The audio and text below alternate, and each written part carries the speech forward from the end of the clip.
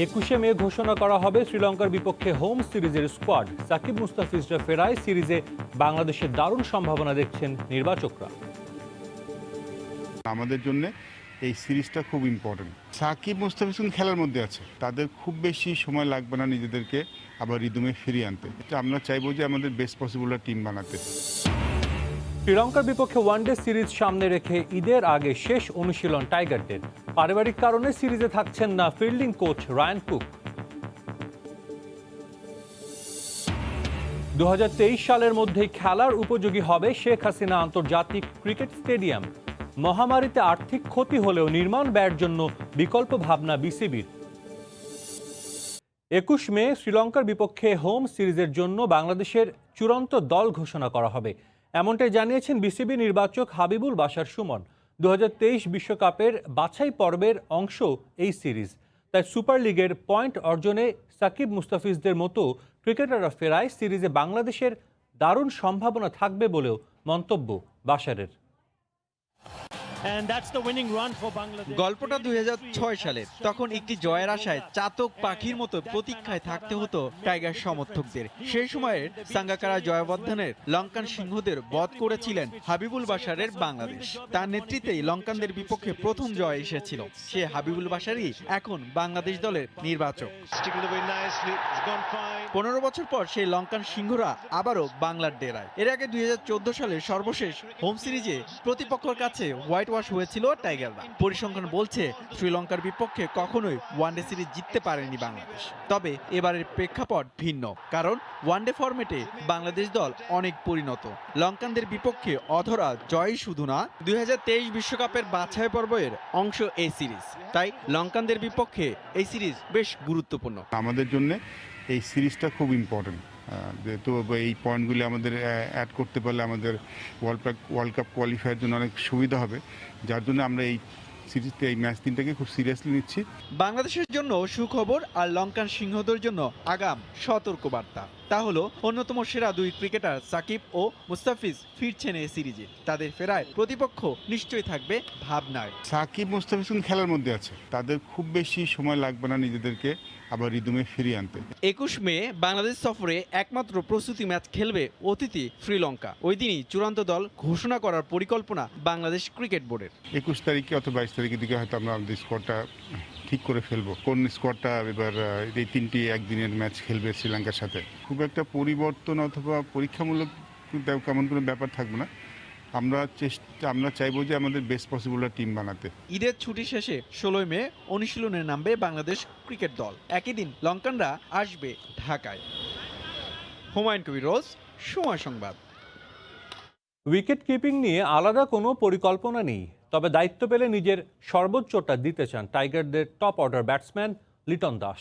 বলছেন লঙ্কান এই দলটা সমশক্তির হলেও সাকিব মুস্তাফিজ ফেরায় এগিয়ে থাকবে বাংলাদেশি। এদিকে শ্রীলঙ্কার বিপক্ষে ওয়ানডে সিরিজকে সামনে রেখে ঈদের আগে শেষ দিনের মতো ঐচ্ছিক অনুশীলন করেছেন জাতীয় দলের ক্রিকেটাররা।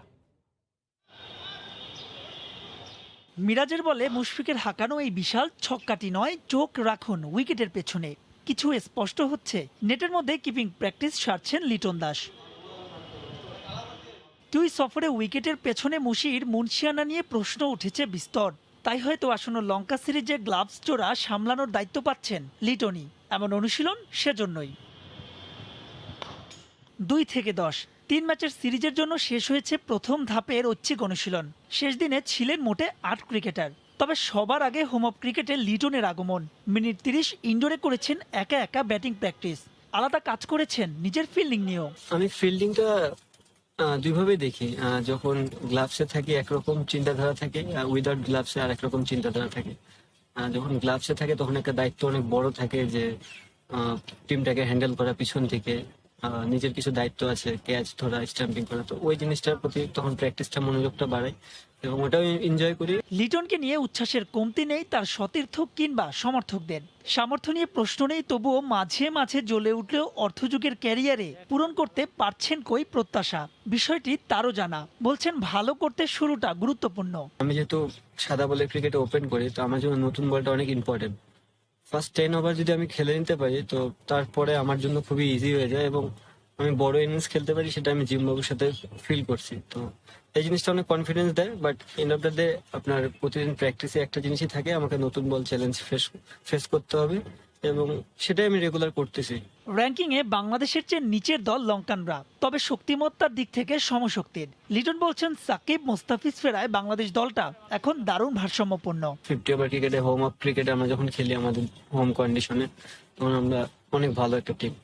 আমার মনে হয় আমরা এখন ফুল টিম একটা পাবো হোয়াইট বল ক্রিকেটার, সো এটা আমাদের জন্য খুব plus point. Sri Lanka equally team আমরা, কারণ ওরাও হোয়াইট বল ক্রিকেটে ভালোই খেলে। স্মার্ট ক্রিকেট খেলতে হবে ফার্স্ট অফ অল, যে দিনটাকে নিজেই করার জন্য নিজেকে ওইভাবে প্রিপেয়ার করতে হবে। শেষ দিনে ঐচ্ছিক অনুশীলন করেছেন রিয়াদ, ইমরুল, মিঠুন, তাইজুল। লঙ্কা সিরিজের জন্য আগামী 18 মে শুরু হবে জাতীয় দলের আনুষ্ঠানিক অনুশীলন ক্যাম্প। মিরপুরে 23 মে 3 ম্যাচ সিরিজের প্রথম ওয়ানডে। মাহবুব রিমন, সময় সংবাদ, ঢাকা। শ্রীলঙ্কার বিপক্ষে ওয়ানডে সিরিজে বাংলাদেশ দলের সঙ্গে থাকছেন না ফিল্ডিং কোচ রায়ান কুক।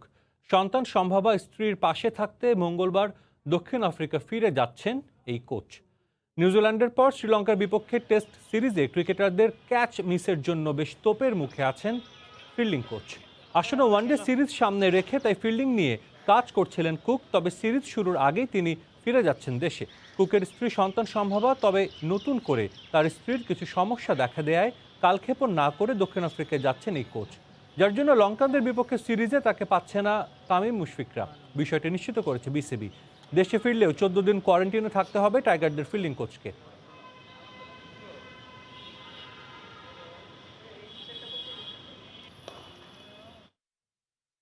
দু সালের মধ্যেই খেলার উপযোগী হবে শেখ হাসিনা আন্তর্জাতিক ক্রিকেট স্টেডিয়াম।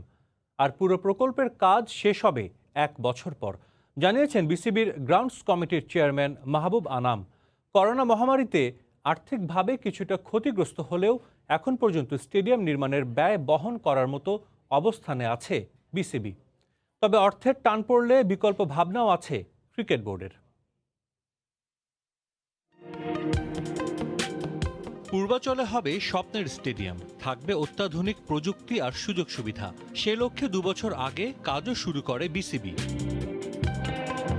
তবে করোনা মহামারীতে থমকে গিয়েছিল সবকিছু, থেমে যায় এই মেগা প্রজেক্টের কাজও। অবস্থার উন্নতি হওয়ায় আবারও শুরু কর্মযজ্ঞ। বেশ জোরে সোরে এগিয়ে চলছে শেখ হাসিনা আন্তর্জাতিক ক্রিকেট স্টেডিয়াম নির্মাণের কাজ।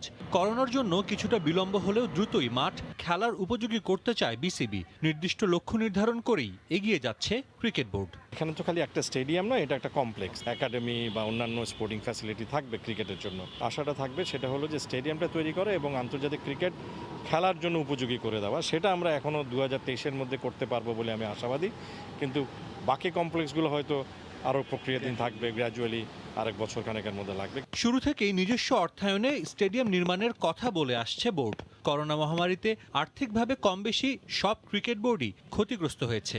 যদিও এই বিষয়ে চিন্তিত নয় বোর্ড। স্টেডিয়াম নির্মাণে বিশাল অঙ্কের অর্থ কিভাবে আসবে তার পরিকল্পনাও করা আছে। এই প্রজেক্টটাকে ফাইন্যান্স করার জন্য বেশ কিছু প্রক্রিয়া আমরা আগে চিন্তা করে রেখেছিলাম। সেই প্রক্রিয়ার কিছুটা আসবে স্টেডিয়ামের ভিতরের ফ্যাসিলিটির থেকে, যেটা আমরা প্রি সেল করতে পারবো। সেটা একটা, আমি মনে করি প্রায় 25% অফ দ্য ফান্ড ওখান থেকে এসে যাবে। বিসিবির যেই অঙ্কের টাকা নিজেদের কাছে আছে এবং প্রতি বছর যেটা সারপ্লাস থাকে, সেটাকে যদি আমরা গণনায় আনি, তাহলে আমার কাছে মনে হয় বিসিবি এখনও সক্ষমতা আছে এই পুরো প্রজেক্টটাকে সেলফ ফাইন্যান্স করার। তবে কালক্ষেপণ হওয়ায় বাড়তে পারে ব্যয়, তাই মেগা প্রকল্পে অর্থের টান পড়লে বিকল্প ভাবনাও করে রেখেছে বিসিবি। বিভিন্ন পর্যায়ে বিভিন্ন আন্তর্জাতিক ইভেন্টে সরকারের কাছ থেকে আমরা সর্বাত্মক সহযোগিতা পেয়েছি। অবশ্যই সরকারের সহযোগিতা আমরা পেলে অবশ্যই খুশি হব। এর বাইরেও ব্যাংকিং চ্যানেলে লোন হিসাবেও ফান্ড পাওয়া সম্ভব। তো সেই জন্য আমি মনে করি না যে এই প্রজেক্টটা করার জন্য যে অর্থায়ন দরকার সেই অর্থায়নে কোনো অসুবিধা হবে। সাজিদ মুস্তাহিদ, সময় সংবাদ, ঢাকা। বাংলাদেশ সফরের প্রস্তুতি ক্যাম্পের প্রাথমিক দলে থাকা 2 শ্রীলঙ্কান ক্রিকেটার ধনঞ্জয় লক্ষণ ও ঈশান জয়রত্নে করোনা আক্রান্ত হয়েছেন। দুজনে এখন আইসোলেশনে আছেন। এদিকে চলতি মৌসুমেই 3টি ওয়ানডে ও 5 ম্যাচের টি-20 সিরিজ খেলতে শ্রীলঙ্কা সফরে যাবে ভারত, এমনটাই জানিয়েছেন বিসিসিআই সভাপতি সৌরভ গাঙ্গুলি। এছাড়া করোনায় আক্রান্ত হয়ে রাজস্থান রয়্যালসের চেতন সাকারিয়ার বাবা মৃত্যুবরণ করেছেন। আগামী 16 মে বাংলাদেশ সফরে আসবে শ্রীলঙ্কা ক্রিকেট দল। এই সফরে টাইগারদের বিপক্ষে 3 ম্যাচের ওয়ানডে সিরিজ খেলবে লঙ্কানরা। সফরকে সামনে রেখে অনুশীলন শুরু করেছে শ্রীলঙ্কার প্রাথমিক দল। কিন্তু পুরো দলের করোনা পরীক্ষা করা হলে অলরাউন্ডার ধনঞ্জয় লক্ষণ ও ঈশান জয়রত্নের করোনা পজিটিভ আসে। এর ফলে দুজনই এখন কোয়ারেন্টাইনে আছেন। তবে বাংলাদেশ সফরের বাকি আরও সপ্তাহখানেক। এর মধ্যে করোনা নেগেটিভ হলে সফরের জন্য বিবেচনায় আসতে পারেন ধনঞ্জয়া ও ঈশান। এদিকে দুই ক্রিকেটার লঙ্কা প্রিমিয়ার লিগে দারুণ পারফর্ম করছেন। চলতি মৌসুমে 3টি ওয়ানডে ও 5 ম্যাচের টি-20 সিরিজ খেলতে শ্রীলঙ্কা সফরে যাবে ভারত। এমনটাই জানিয়েছেন বিসিসিআই সভাপতি সৌরভ গাঙ্গুলি। আইসিসির সূচি অনুযায়ী চলতি বছরের জুলাইয়ে শ্রীলঙ্কায় 3 ম্যাচের টি-20 সিরিজ রয়েছে ভারতের। তবে তার সাথে 5 ম্যাচের টি-20 সিরিজের কথা বলছেন সৌরভ গাঙ্গুলি। গেল বছরের জুনে শ্রীলঙ্কার মাটিতে 3টি টি-20 ও 3টি ওয়ানডে খেলার কথা ছিল ভারতের, কিন্তু করোনা ভাইরাসের কারণে তা স্থগিত হয়। এদিকে আইপিএল স্থগিত হওয়ার পরই আরেকটি বড় ধাক্কা খেলেন রাজস্থান রয়্যালসের মুস্তাফিজের সতীর্থ চেতন সাকারিয়া। বছরের শুরুতেই ভাইকে হারানোর পর এবার করোনায় আক্রান্ত বাবাকে হারিয়ে শোকাহত চেতন সাকারিয়া। কোভিডের সঙ্গে লড়াই করে রোববার না ফেরার দেশে পাড়ি জমান কাঞ্জিভাই সাকারিয়া। দীপু, সময় সংবাদ। জিম্বাবুয়ে পাকিস্তান টেস্ট সিরিজের খবর। রেকর্ড গড়ে সিরিজ জয় নিশ্চিত করল পাকিস্তান। হারারেতে সিরিজের দ্বিতীয় টেস্টে ইনিংস ও 147 রানে জিতে স্বাগতিকদের হোয়াইট ওয়াশ করল বাবর আজমের দল। চতুর্থ দিন খেলা হয় মাত্র 5 ওভার। জিম্বাবুয়ের ইনিংস ব্যবধানে হার আগের দিনে নিশ্চিত হয়েছিল। ফলোঅনে পড়ে তৃতীয় দিনেই 9 উইকেট হারায় ব্রেন্ডন টেইলরের দল। লুক জংওয়ে ও মুজারা বানির শেষ উইকেট জুটি টেকেনি 1 ঘন্টাও।